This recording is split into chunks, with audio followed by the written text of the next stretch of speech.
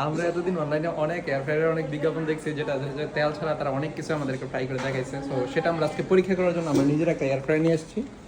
আর এই এয়ার ফ্রায়ারের মধ্যে হচ্ছে আজকে আমরা চিকেন করেছি। আমরা এখানে চাইলে ওভেনও করতে পারতাম, কিন্তু আমরা ওভেনে না করে এটা দিয়ে করার জন্য আমরা দিয়ে দিছি একসাথে। এখন আমাদের মোটামুটি আমাদের কমপ্লিট। ওয়াও, সেই হয়েছে। সো সম্পূর্ণ প্রসেসটা আমরা কিভাবে করেছি চলুন সেটা আজকে আমরা ধাপে ধাপে দেখি। এখানে কিছু টমেটো, কাঁচামরিচ আর ধনিয়া পাতা আমরা একসাথে ব্লেন্ড করে নিব।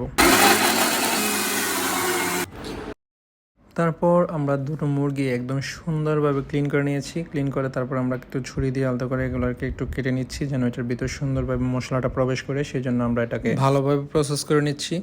আর এখানে মশলার মধ্যে ছিল আদা, রসুন, তারপর হচ্ছে যা যা লাগে এভরিথিং। আমরা হচ্ছে যে রাঁধুনির বারবিকিউ মশলাটা ইউজ করছি, তারপর হচ্ছে রুচির বারবিকিউ সস ইউজ করছি, তারপরে হচ্ছে আমরা রুচির সসটা এখানে ভালো, মানে এটা আমরা যেটা ইউজ করছি এটা খুবই ভালো কোয়ালিটির ছিল। আমরা টক দই ইউজ করছি, সয়া সস ইউজ করছি, এছাড়া আরও যত যা কিছু লাগে আমরা সব কিছুই এভরিথিং ইউজ করছি। কারণ কিছুই বাদ দিই নাই, যেন এটা সুন্দরভাবে যেন এটার ফ্লেভারটা যেন আসে। আমরা সেইটাই বিবেচনা করে আমরা সব রকমের মশলা ইউজ করছি।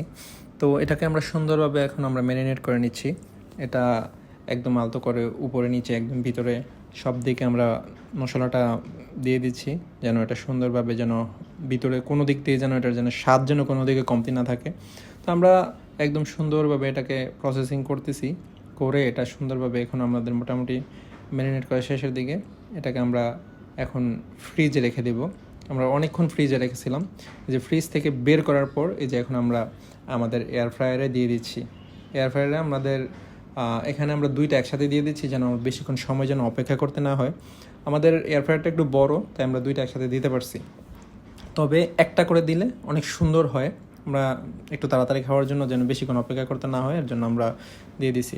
আমরা 180 ডিগ্রি সেলসিয়াসে 30 মিনিট সময় দিয়ে আমরা চালু করে দিছি।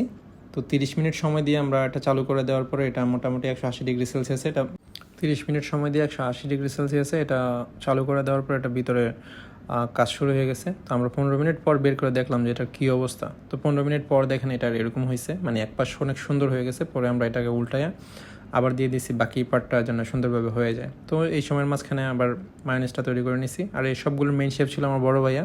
ভাইয়া আবার এগুলো একটু ভালো পারে, তো ভাইয়া এগুলো সব কিছু করছে। যে দেখেন আমাদের হচ্ছে এখন উল্টো পাশও হয়ে গেছে, আমরা আবার বের করলাম। এই যে দুই পাশ হয়ে যাওয়ার পরে এখন এই যে এটা হচ্ছে ফাইনাল লুক।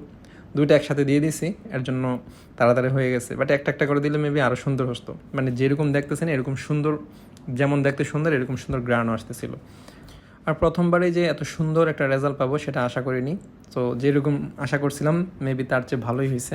সো আপনারাও এরকম এয়ার ফ্রায়ার দিয়ে মানে নিজেরা বাসায় ট্রাই করতে পারেন, ভালোই হয়। এটার রেজাল্ট ভালো, আমরা করে দেখলাম, এটা অনেক সুন্দর, করে দেখতে পারবেন।